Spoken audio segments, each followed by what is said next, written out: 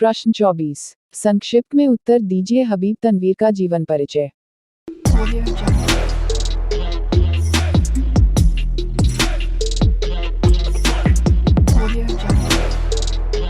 उत्तर। हबीब तनवीर का जीवन परिचय।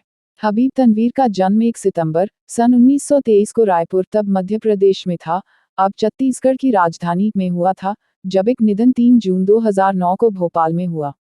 वे मशहूर लेखक, नाट्य निर्देशक, कवि और अभिनेता थे। उनकी प्रमुख कृतियों में आगरा बाजार 1954, बहादुर कलारिन और चरणदास चोर 1975 शामिल हैं।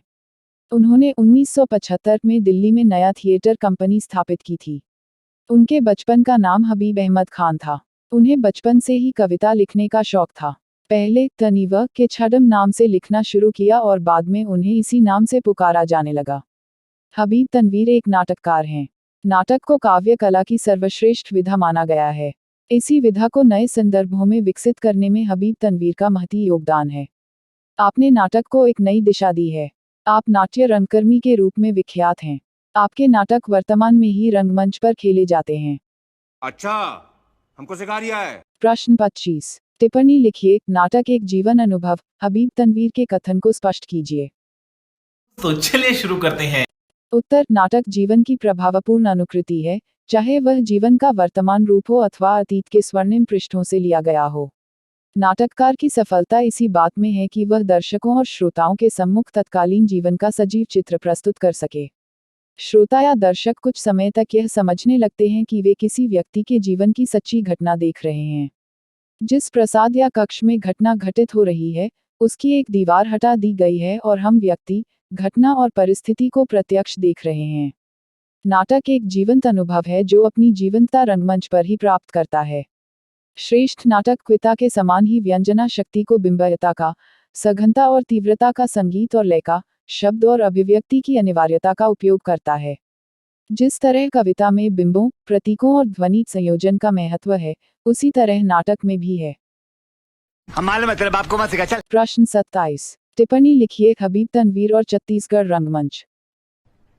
अरे कहना क्या चाहते हो? उत्तर। हबीब तनवीर ने प्रायः सामाजिक समस्याओं पर नाटक लिखे।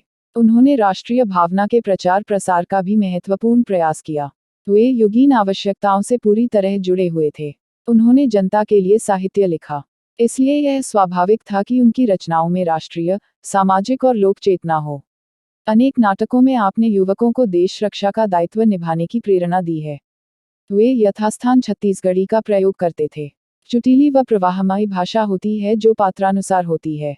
भाषा शैली। हबीब जी ने ऐतिहासिक प्रसंगों को प्रस्तुत करने के लिए तत्युगीन संस्कृतनिष्ठ भाषा का प्रयोग किया है।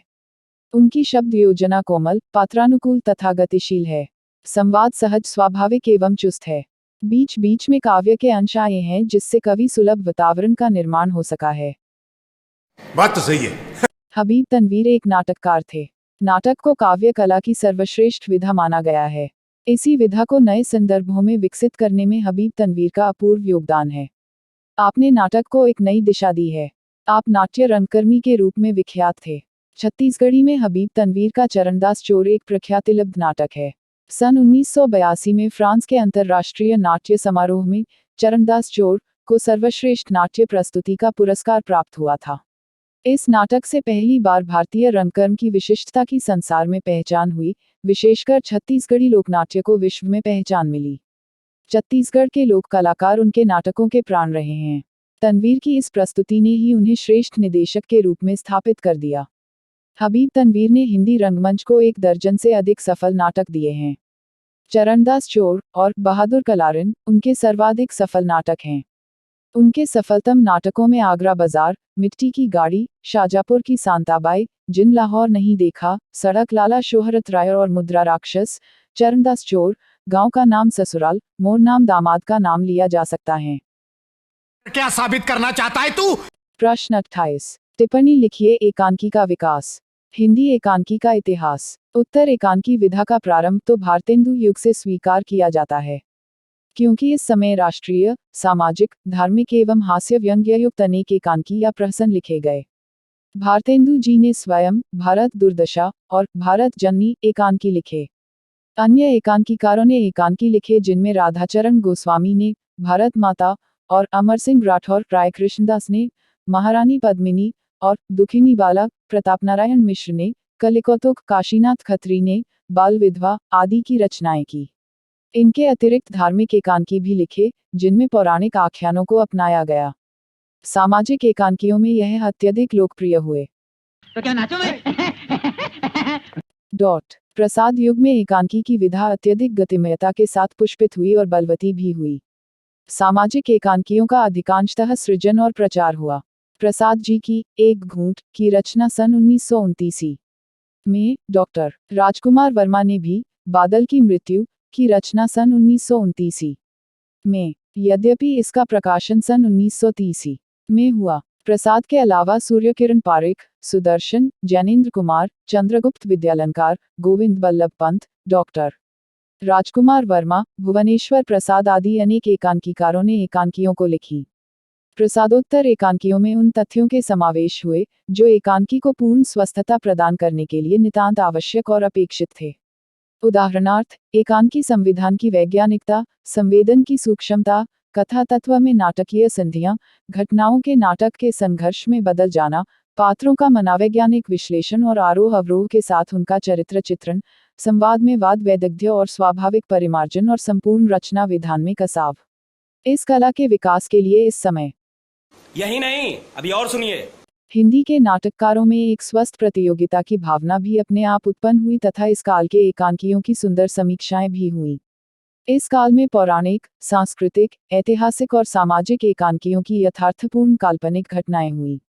इस काल के प्रमुख एकांकीकारों में सेठ गोविंददास, उदयशंकर भट्ट, उपेंद्रनाथ अश्क, विष्णु प्रभाकर, जगदीशचंद्र माथुर, सद्गुरुशरण अवस्थी, लक्ष्मीनारायण मिश्र, वृंदावनलाल वर्मा, भगवती चरण वर्मा, अज्ञेय, डॉक्टर लक्ष्मीनारायण लाल, Ramvriksh Benipuri, doctor Mahendra Bhatnagar, कुंवरचंद, Prakash Singh, Mohan Rakesh, doctor Shambhunath Singh, doctor Dharmveer Bharti, Rangeya Raghav आदि हैं।